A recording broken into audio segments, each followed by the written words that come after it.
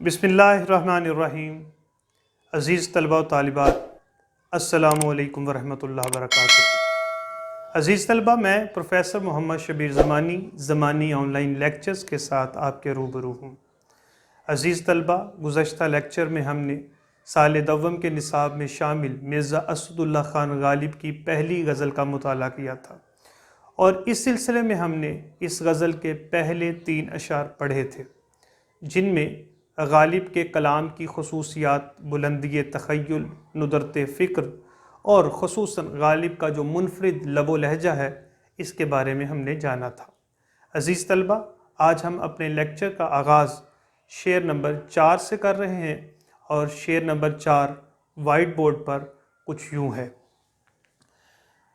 ले गए खाक में हम दागे तमन्नाए निशात, ले गए खाक में हम दागे तमन्नाए निशात, तू हो और आप बसद रंगे गुलिस्तां होना। अज़ीज़ तलबा, खाक वैसे मिट्टी को कहते हैं, लेकिन खाक से मुराद यहाँ कब्र ली गई है। इसके बाद दागे तमन्नाए निशात, खुशी की आरज़ू के दाग, मतलब हसरतें। वैसे निशात खुशी को कहते हैं, दाग दब्बे को कहते हैं, तमन्ना आरज़ू को कहते हैं, लेकिन यहाँ मुराद है खुशी की आरज़ू के दाग यानी हसरतें। बसद 100 को कहते हैं, 100 तरह का। गुलिस्तां बाग को कहते हैं, लेकिन यहाँ मुराद है बाग की तरह हर रंग में शगुफ्ता रहना। तो यूँ इस शेर को देखें तो मफ़हूम कुछ यूँ सामने आता है, मैं तो अपनी खुशी की ख्वाहिश का दाग लिए कब्र में जा दफन हुआ, लेकिन मेरी ये ख्वाहिश है कि तुम बाग के हर शगुफ्ता रंग की मानिंद महकते रहो। अज़ीज़ तलबा, अगर हम इस मफ़हूम को देखें तो चंद निकात हमारे सामने आते हैं, जैसे कि पहली बात तो ये है कि यहाँ रवायती शायरी का मौजू नज़र आ रहा है। दूसरी बात यह है कि आशिक पर महबूब के सितम का तज़किरा किया गया है, ख्वाहिशों का ख़ात्मा बताया गया है, आशिक सरापा दुआ है, इस पर बात हुई है। बाग बाग होना बतौर मुहावरा है, लेकिन इसको गालिब ने किस तौर बरता है, इस पर बात हो रही है। इश्क में मिले गम आशिक का सरमाया होते हैं, और फिर तंज़ का पहलू भी इस शेर में हमें नज़र आता है। अज़ीज़ तलबा व तालिबात, उर्दू शायरी की रवायत है कि इसमें जो महबूब का किरदार है वो बहुत कठोर और संगदिल है, बेरुखी और बेमुरव्वती का पैकर है। वो नाज़ो अदा से काम लेने वाला हमेशा अपने मुहिब यानी आशिक पर जफाकारी से पेश आता है।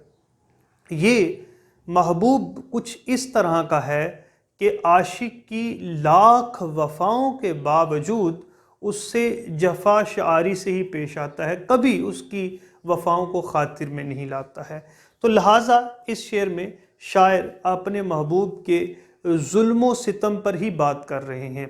गालिब उर्दू शायरी के इसी रवायती महबूब के बारे में बयान करते हुए कहते हैं कि ऐ मेरे महबूब, हम जो कि वफ़ा शार हैं, जो कि मोहब्बत निभाने वाले हैं, यानी मैं जो एक सच्चा आशिक हूँ, मैंने तो तमाम उम्र तुम्हारी जफ़ाएँ बर्दाश्त की। तुमने मुझे हिजर झोली में डाला तो मैंने उसी हिजर को अपने लिए सौगात समझा। तूने मुझे रकीबों के सामने अगर बेइज्जत किया तो मैं उस पर भी खुश रहा। ऐ मेरे महबूब, तूने जिस तरह का भी सितम मुझ पर ढाया, मैं वो जी जान से बर्दाश्त करता रहा। लेकिन ऐ मेरे महबूब, मेरी जो हज़ार ख्वाहिशें थीं जो तुझसे मंसूब थीं, ऐ मेरे महबूब, वो ख्वाहिशें एक एक करके दम तोड़ती रहीं, हसरतों में बदलती रहीं। मैं भी चाहता था कि मुझे भी ख्वाहिश की तकमील की खुशी मिले, लेकिन कभी ऐसा नहीं हो सका। लिहाजा है मेरे महबूब, ये तमाम हसरतों का बोझ मैं अपने सर पर लादे आखिरकार दुनिया से रुखसत होता हूँ, कब्र में जाता हूँ। लेकिन ऐ मेरे महबूब, मेरी दुआ है कि तू हमेशा खुश रहे। और तू खुश भी कैसे रहे, यहाँ शायर अगर सरापा दुआ है तो वहाँ फिर जो دعا دیتا ہے وہ گلستان لفظ استعمال کرتا ہے کہ تو بصد رنگ گلستان خوش رہے، یعنی تو باغ کی طرح ہر رنگ میں شگفتہ رہے۔ غالب دراصل ایک عاشق صادق کا کردار نبھاتے ہوئے نظر آتے ہیں، اور وہ جو شعر میں کہا گیا ہے نا، ظلم سہتے ہیں کچھ نہیں کہتے، اہل دل بے زباں ہوتے ہیں۔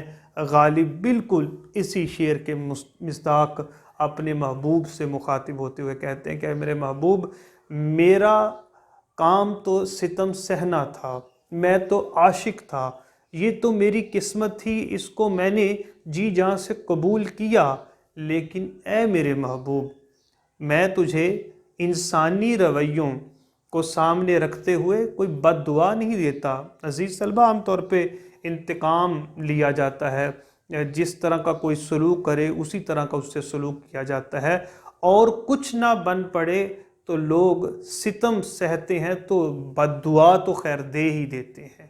غالب عاشق صادق کا کردار نبھاتے ہیں، وہ سراپا دعا اپنے محبوب کے لیے نظر آتے ہیں اور کہتے ہیں کہ اے میرے محبوب، تو نے جو کیا سو کیا، تو نے تو مجھ پر اتنے ستم ڈھائے کہ میں اپنی قبر کی دیواروں تک جا پہنچا، لیکن اے میرے محبوب، میں سراپا دعا ہوں، میں تجھے دعا دیتا ہوں کہ تو زندگی کے تمام رنگوں سے پوری طرح لطف اندوز ہو، خوش رہے، اے میرے محبوب، تجھ پر کوئی آنچ نہ آئے۔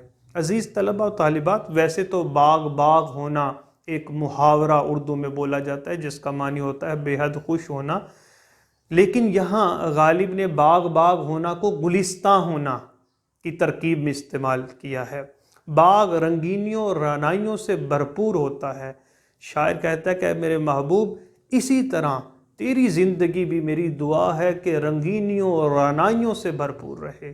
زندگی کے جتنے بھی رنگ ہیں وہ تمہاری زندگی میں بھر جائیں، تم اپنی زندگی کے ایک ایک لمحے سے حظ اٹھاؤ۔ اور یہاں عزیز طلبہ و طالبات، تو ہو اور آپ بساد رنگ گلستان ہونا، یہاں تو ہو کہ جو دو الفاظ ہیں یہ بھی دیکھیے غالب نے کیسے خوب استعمال کیے ہیں، یعنی تو دنیا میں خوشیوں اور شادمانیوں میں رہے۔ اے میرے محبوب، میں تو خیر ستم سہ کر چلا گیا، لیکن میری دعا ہے کہ تجھ پر کوئی آنچ نہ آئے۔ عزیز طلبہ و طالبات، عشق نام ہی ہمیشہ قربانی کا ہے، لٹا دینے کا ہے، دے دینے کا ہے۔ اس میں ہمیشہ خود غرضی سے کام نہیں لیا جاتا، یہ تو اپنی ذات کو دوسرے پر نچھاور کر دینے کا نام ہے۔ تو غالب یہاں ایک عاشق صادق کے طور پر عشق نبھاتے ہوئے نظر آتے ہیں اور سمجھتے ہیں کہ ایک عاشق کو محبوب کی طرف سے جو غم ملتا ہے وہ تو گویا سرمایہ ہوتا ہے جس کو عاشق جاتے ہوئے اپنے ساتھ لے کر جاتا ہے۔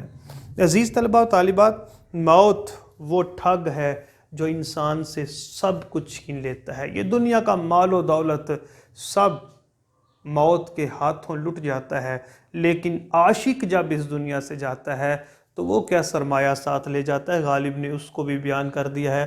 وہ سمجھتے ہیں کہ عاشق کا سرمایہ جو ہے وہ صرف اور صرف محبوب کے دیے ہوئے غم ہوتے ہیں جن کو وہ اپنے ساتھ لے جاتا ہے۔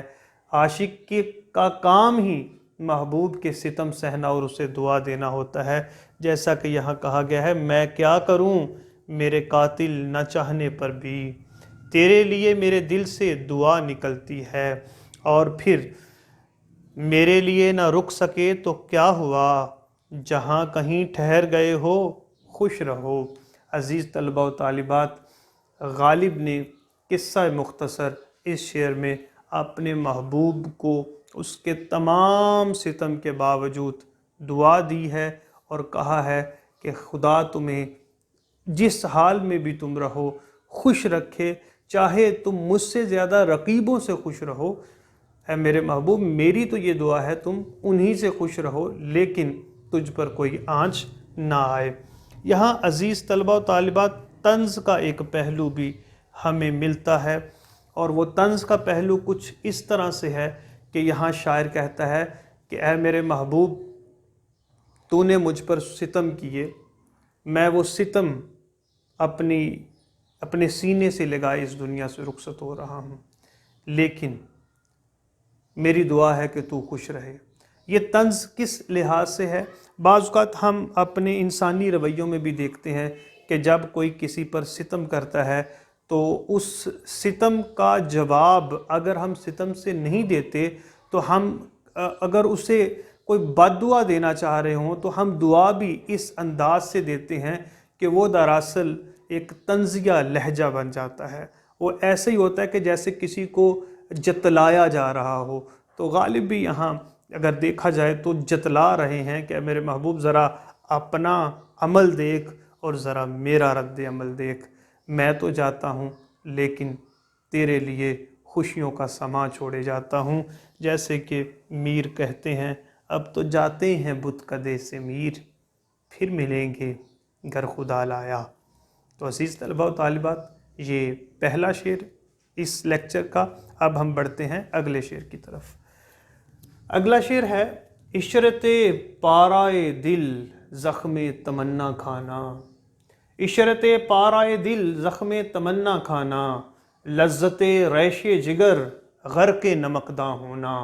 عشرت کا معنی عزیز طلبہ خوشی، پارا ٹکڑے کو کہتے ہیں، پارائے دل دل کا ٹکڑے، زخم تمنا کھانا یعنی خواہش پوری نہ ہونا، اور لذت مزہ، ریش جگر جگر کے زخم، یہاں مراد ہے لذت ریش جگر سے یعنی دل کے زخموں کا مزہ یا لطف، غرق نمکداں ہونا، نمکدان میں ڈوبنا۔ اس طرح اس کا مفہوم ہمارے سامنے آتا ہے، عاشق کے دل کی خواہش ہوتی ہے کہ اسے خون خواہش کے زخم لگتے رہیں، دراصل اس کی لذت عشق ان زخموں پر نمک پاشی میں ہی ہے۔ نمک پاشی کہتے ہیں نمک چھڑکنا، اور خون خواہش، خواہش کا خاتمہ ہونا۔ اس طرح اس مفہوم کی روشنی میں پیارے طلبہ اگر ہم دیکھیں تو ہمارے سامنے کچھ نکات آتے ہیں، جیسے کہ عاشق کا جذبہ شوق اس میں بیان کیا گیا ہے، خون آرزو کی حسرت اس میں بیان کی گئی ہے، ناکام آرزوئیں محبوب کی یادگار، ناکارہ آرزوؤں سے دنیائے دل آباد، عاشقوں کا منفرد نظریہ حیات، زخموں پر نمک پاشی پر عاشق کا رویہ، اور یہاں ایک قنوتیت کا پہلو بھی نظر آتا ہے جو کہ ہم دیکھتے ہیں۔ عزیز طلبہ و طالبات، اگر دیکھا جائے تو اس شعر میں شاعر دعا کر رہا ہے کہ اس کی کوئی خواہش پوری نہ ہو۔ بڑی عجیب سی بات ہے عزیز طلبہ و طالبات، ہر انسان اس دنیا میں آرزوؤں کی تکمیل کے لیے سرگرداں ہے، جسے دیکھو وہ دن رات اپنی خواہشوں کی تکمیل میں جٹا ہوا ہے، لیکن ذرا غالب کا انداز نظر دیکھیے، غالب جس عاشق کے روپ میں یہاں بات کرتا ہے، ذرا اس کا منفرد انداز نظر دیکھیے۔ وہ آرزوؤں کو پورا ہوتا دیکھنا ہی نہیں چاہتا، وہ چاہتا ہے کہ اس کی دل کی آرزوئیں یوں ہی حسرتوں کا سامان بنی رہیں۔ دراصل عاشق جو ہے وہ محبوب کی طرف سے ملنے والے ہر ستم کو دل جان سے برداشت کرتا ہے، اسے سینے سے لگا کے رکھتا ہے۔ عاشق کے دل کے ہر ٹکڑے کو زخم تمنا کھانے سے راحت ہوتی ہے، وہ چاہتا ہے کہ اس کی خواہش پوری نہ ہو اور خلش دل کو بے چین رکھے۔ آرزو پوری ہو تو محبت کی پوری کائنات ایک عاشق کو بے کیف و بے سرور محسوس ہوتی ہے۔ عاشق کے دل کو انتظار کی لذت نے زندہ رکھا ہے، وہ ایسا بے چین دل چاہتا ہے جو محض گوشت کا لوتھڑا نہ ہو۔ عاشق چاہتا ہے کہ اس کا زخم کبھی مندمل نہ ہو بلکہ نمکداں میں ڈبویا جائے، تاکہ اس کی تکلیف میں اور اضافہ ہوتا جائے اور اسے اور لذت ملتی رہے۔ عزیز طلبہ و طالبات، ہر انسان ہمیشہ دکھ سے، مصیبت سے رہائی چاہتا ہے۔ کوئی زخم ہے تو دعا کرتا ہے، یا دارو یعنی دوا دارو کرتا ہے اس کے لیے کہ جلد از جلد وہ مندمل ہو جائے. لیکن عاشق تو یہاں دل کے زخم مندمل ہونے دینا ہی نہیں چاہتا ہے. کیوں؟ کیونکہ عاشق یہ سمجھتا ہے کہ اگر عشق کی اس تڑپ اور بے چینی سے اس کو رہائی مل گئی تو پھر گویا اس کے عشق کا قصہ بھی تمام ہو جائے گا. وہ سمجھتا ہے کہ محبوب کی طرف سے یہ جور و جفا، یہ ظلم و ستم جو کہ روز عاشق کے دل پر ایک نیا زخم لگاتے ہیں، وہ دراصل اس کا کل سرمایہ ہے. وہ خون آرزو کی حسرت لیے جیتا رہتا ہے اور وہ چاہتا ہے کہ اس کے دل کی کوئی بھی خواہش پوری نہ ہو، کیونکہ خواہش کی تکمیل عاشق کی بے چین دل کو اور اس کے دل کی تڑپ کو ختم کر دیتی ہے، اور یہ تڑپ کا خاتمہ دراصل محبت کا خاتمہ ہے. اس لیے شاعر اپنے دل کو ناکام آرزوؤں سے آباد رکھتا ہے. وہ محبوب کی سے منسوب انہی ناکام آرزوؤں کو اپنی یادگار بنا کر جیتا ہے، اور جو بھی نیا زخم لگتا ہے وہ گویا اس کی تکلیف میں اور اضافہ تو کرتا ہی ہے، لیکن راحت اور سکون بھی عاشق کو اسی میں محسوس ہوتا ہے. عزیز طلبہ و طالبات، یہاں ہم دیکھیں تو ایک قنوتیت کا پہلو بھی نمایاں ہوتا ہے. قنوتیت کیا ہے؟ اپنے ہی زخم کو کریدتے رہنا، اسے مندمل نہ ہونے دینا، یا پھر مایوسیوں اور اداسیوں کو پسند کرنا. یا پھر یوں سمجھ لیجئے کہ اگر آپ غم پسند ہیں تو غم کے علاوہ کوئی بھی چیز آپ کو بھاتی نہ ہو. یہ ہے قنوتیت. اور یہاں ہمیں کہیں نہ کہیں غالب کے ہاں قنوتیت کا پہلو بھی نمایاں نظر آتا ہے. اس میں کوئی شک نہیں ہے عزیز طلبہ و طالبات کہ عاشقوں کا راستہ منفرد ہوتا ہے، ان کا طرز حیات، طرز عمل عام انسانوں سے مختلف ہوتا ہے. لیکن اس کے ساتھ ساتھ یہ بھی ہے کہ وہ عشق کی راہوں پر ثابت قدم رہنے کے لیے اپنی جان سے بھی گزرنا پڑے تو گزر جاتے ہیں. جیسا کہ ان آبلوں سے پاؤں کے گھبرا گیا تھا میں، جی خوش ہوا ہے راہ کو پرخار دیکھ کر. اور جفا جو عشق میں ہوتی ہے جفا ہی نہیں، ستم نہ ہو تو محبت میں کچھ مزہ ہی نہیں. دراصل شاعر سمجھتا ہے کہ ہر نیا ستم محبوب کی طرف سے محبوب کی یاد کو نئے سرے سے زندہ کرتا ہے، اور وہ محبوب کو کسی بھی طرح سے فراموش نہیں کرنا چاہتا. اس لیے شاعر کہتا ہے کہ کاش ایسا ہو کہ میرے دل کے زخم کبھی بھرے ہی نہ، اور ان کو مزید تکلیف دی جائے تاکہ میرے عشق کا جذبہ جمع رہ سکے. جفا جو عشق میں ہوتی ہے جفا ہی نہیں، ستم نہ ہو تو محبت میں کچھ مزہ ہی نہیں. اور پھر دل کی چوٹوں نے کبھی چین سے رہنے نہ دیا، جب چلی سرد ہوا میں نے تجھے یاد کیا. اس لحاظ سے عزیز طلبہ و طالبات، اس شعر میں مرزا اسد اللہ خان غالب بیان کر رہے ہیں کہ ایک عاشق کے تمام تر زخم دراصل اس کا کل اثاثہ ہوتے ہیں، اور وہ انہی کے ساتھ زندہ رہتا ہے. وہ ان سے جدا ہو کر زندہ نہیں رہ سکتا، وہ انہی کے ساتھ محبوب کی یاد سے جڑا رہتا ہے. تو شاعر کی تمنا ہے کہ یہ میرے دل کے زخم جو ہیں وہ کبھی بھی نہ بھریں، بلکہ ان میں نئے ستموں کے ساتھ اضافہ ہوتا چلا جائے. جیسا کہ مجھے یہ ڈر ہے تیری آرزو نہ مٹ جائے، بہت دنوں سے طبیعت میری اداس نہیں. یہ جو قنوتیت کا پہلو ہے وہ یہاں دیکھیے نظر آتا ہے کہ طبیعت کی اداسی جو کہ عام طور پہ ہم اچھی نہیں سمجھتے، جب ایک عاشق کو بھا جاتی ہے تو وہ اسی میں اپنی بقا سمجھتا ہے، اپنی عشق کا لطف دوبالا ہوتا ہوا سمجھتا ہے۔ تو عزیز طلبہ و طالبات، یہ ہے دوسرا شعر۔ اب ہم بڑھتے ہیں اسی لیکچر کے تیسرے شعر کی طرف، جو کہ غزل کا چھٹا شعر ہے۔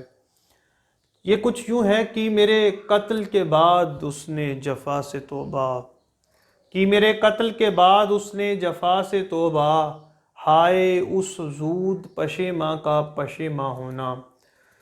جفا ستم ظلم، ہائے حرف افسوس ہے، کلمہ تاسف ہے، زود پشیماں جلد پچھتانے والا، اور پشیماں کا معنی پچھتانا یا پھر شرمندگی کے معنوں میں بھی اسے لیا جا سکتا ہے۔ مفہوم کچھ یوں ہے، محبوب نے مجھے قتل کرنے کے بعد جفا سے توبہ کر لی، ہائے اس قدر جلد پچھتانے والے کو توبہ کا خیال آیا بھی تو کب آیا۔ اس طرح مختلف نکات عزیز طلبہ و طالبات ہمارے سامنے آتے ہیں، جیسے کہ ستم محبوب کا تذکرہ کیا گیا ہے، طیش میں آ کر عاشق کا قتل، اس بات کا یہاں تذکرہ ہے، کار جفا سے محبوب کی توبہ، زود پشیماں کی ترکیب بطور طنز استعمال ہوئی ہے۔ اس میں دوسرا پہلو محبوب کی معصومیت کا بھی نکلتا ہے، اور رقیبوں کے لیے محبوب کا نرم رویہ بھی اس میں بیان کیا گیا ہے۔ صنعت تجنیس مرکب کا استعمال کیا گیا ہے۔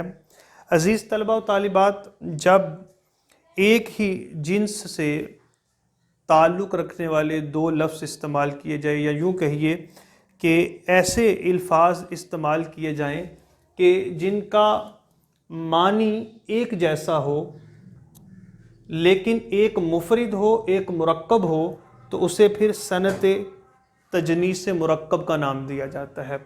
تو عزیز طلبہ و طالبات، اس طرح سے دیکھیں تو اس شعر میں شاعر بیان کر رہے ہیں کہ ایک عاشق جو ہے وہ ہر لحاظ سے اپنے محبوب کے ستم کو برداشت کرتا ہے، وہ اپنے محبوب کی جفا کاری پر کبھی اف تک نہیں کہتا ہے، لیکن دوسری طرف محبوب کا رویہ ایسا ہے کہ جس میں کبھی بھی ظلم و ستم کرنے سے غفلت نہیں برتی جاتی ہے۔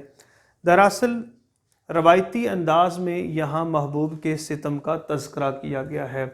اگر دیکھا جائے تو شاعر یہ کہہ رہا ہے کہ میرے محبوب نے بہت زیادہ طیش میں آ کر میرا قتل تو کر دیا، لیکن قتل کرنے کے بعد بہت جلد اس کو یہ پچھتاوا، یہ شرمندگی لاحق ہو گئی کہ مجھ سے یہ کیا حرکت سرزد ہو گئی۔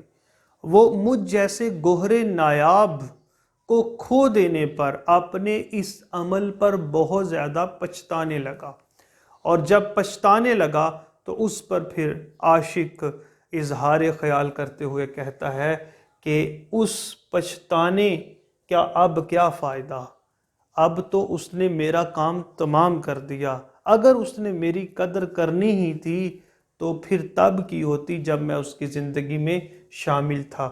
جیسے کہ شعر میں کہا گیا ہے، وہ آئے ہیں پشیماں لاش پہ اب، تجھے اے زندگی لاؤں کہاں سے۔ تو شاعر کہتا ہے کہ اے میرے محبوب، اگر اب تم اپنی اس جفا کاری پر، اس قتل کے معاملے پر پشیمانی کا اظہار کرتے ہو تو اس سے کیا حاصل؟ شاعر کہتا ہے کہ اس سے تو یہی لگتا ہے کہ جیسے تم رقیبوں کے لیے کوئی نرم گوشہ دل میں رکھتے ہو کہ میرے قتل کے بعد اب ان کے ساتھ بھی اسی رویہ کو ظاہر کرنا تم پر لازم تھا، لیکن میرے قتل کے بعد تم نے فوراً جو پچھتاوا اپنی ذات میں پیدا کر لیا ہے اور فوراً تم پشیماں اور شرمندہ دکھائی دے رہے ہو، تو اس کا مطلب تو یہی ہوا کہ تم رقیبوں کے معاملے میں اپنے دل میں اب نرم گوشہ رکھتے ہو۔ صرف میرا ہی قتل تمہیں مقصود تھا، اس کے بعد تم نے ایک نیا ڈھونگ رچا لیا ہے کہ تم اپنے کیے پر شرمندہ ہو، یعنی تم چاہتے ہو کہ اب تمہاری طرف سے رقیب کے ساتھ کوئی برا سلوک نہ کیا جائے۔ اگر یہ مہربانی، یہ کرم کرنا ہی تھا بخشش کا تو مجھ پر ہی کیا ہوتا۔ اے میرے محبوب، مجھے تو نے اپنے ظلم و ستم کا نشانہ بنا ڈالا، لیکن اب تیرا یہ زود پشیماں ہونا میری سمجھ سے بالاتر ہے۔ اس لحاظ سے یہاں دیکھا جائے تو زود پشیماں کی ترکیب جو ہے وہ غالب نے اپنے محبوب پر بطور طنز استعمال کی ہے، اور اس میں محبوب کی معصومیت کا پہلو بھی غالب نے نمایاں کیا ہے کہ محبوب جو ہے وہ اب بڑی معصومیت کے ساتھ اپنی پشیمانی کو ظاہر کر کے گویا ہر ایک کی نظر میں سچا اور معصوم بننے کی کوشش کر رہا ہے۔ یعنی وہ یوں ثابت کرنا چاہتا ہے کہ اسے اپنے کیے پر بہت ہی شرمندگی ہے، تو وہ معصوم ہے، اس کے گناہوں کی اس کو بخشش دے دی جائے۔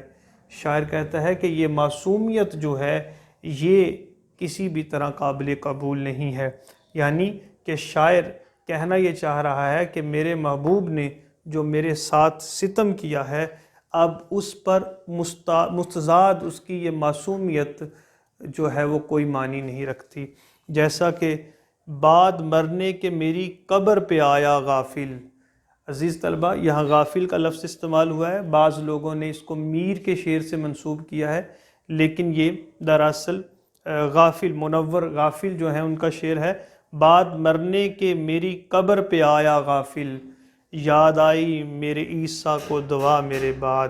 تو دیکھا جائے تو اس شعر میں شاعر نے محبوب کے کٹھور اور سنگ دلانہ انداز کو بیان کیا ہے، اور کہا ہے کہ محبوب کا میرے قتل کے بعد ایسے عمل سے توبہ کر لینا اور پچھتاوے کا ڈھونگ کرنا یہ بالکل ایک بے معنی چیز ہے۔ یہ صرف اور صرف جو رقیب ہے اس کو بخش دینے یا اس کے ساتھ نرمی سے پیش آنے کا ایک ذریعہ ہے، اس کا حاصل مجھے کچھ ہونے والا نہیں ہے۔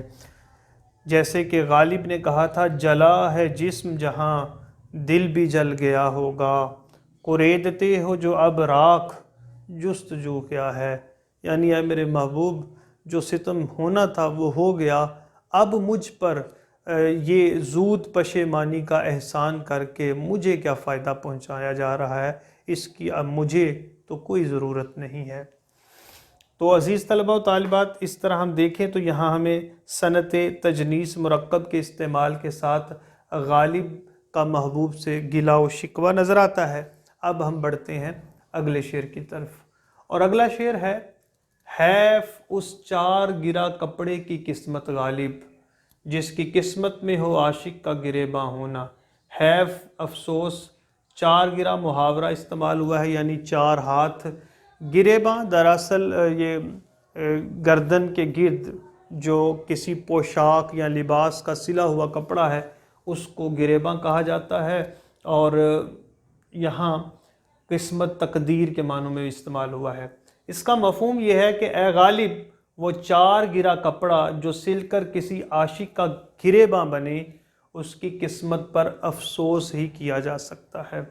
اس طرح ہمارے سامنے عزیز طلبہ و طالبات کچھ نکات آتے ہیں، جیسے کہ چاک گریبانی کی شعری روایت، عاشق کی دیوانگی کا اظہار، لمحہ ہجر و وصل اور چاک گریبانی، عاشق کے گریباں پر اظہار افسوس، چار گرا بطور محاورہ، اور صنعت تکرار اور اراد المثل۔ عزیز طلبہ و طالبات، جب ہم اردو شاعری کا مطالعہ کرتے ہیں تو اس میں ہمیں چاک گریبانی کا لفظ ایک روایت کی صورت نظر آتا ہے۔ یہ عاشقوں کے ہاں ایک جنونی کیفیت کا اظہار ہے۔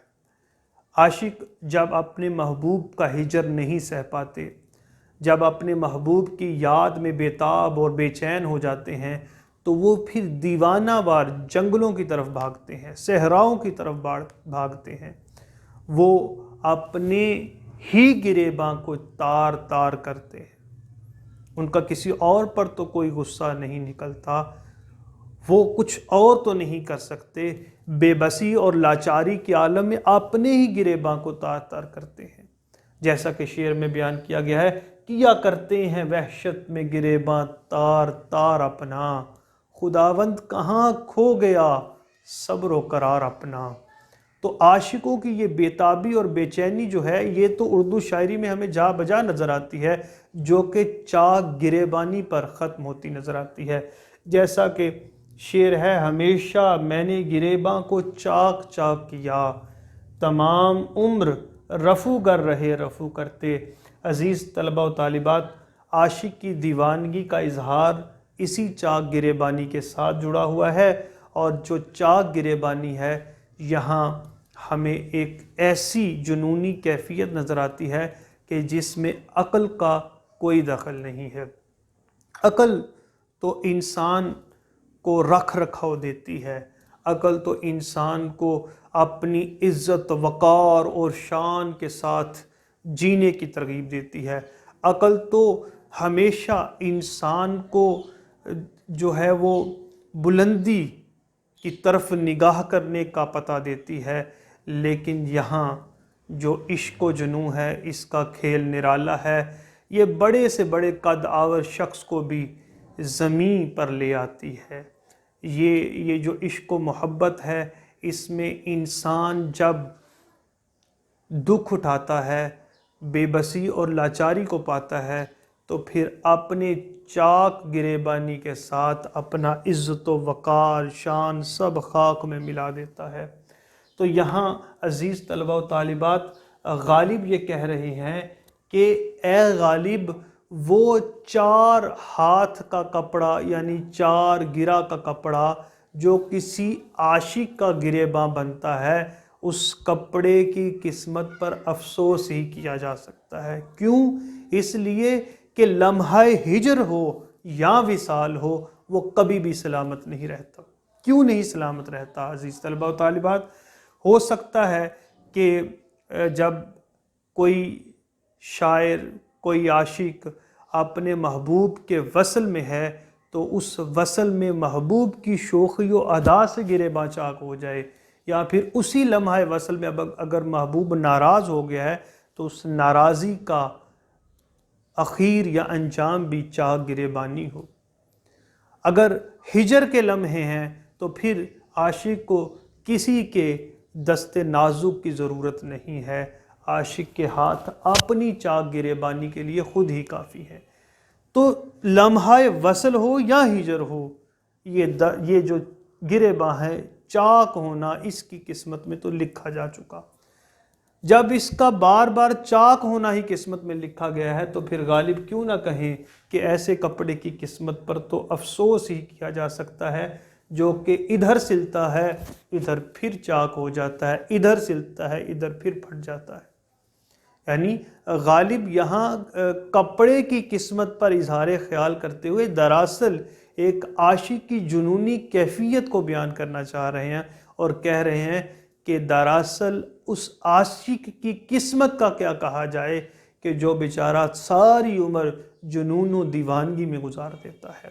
عزیز طلبہ و طالبات، یہاں 4 گرہ کا لفظ بطور محاورہ استعمال ہوا ہے۔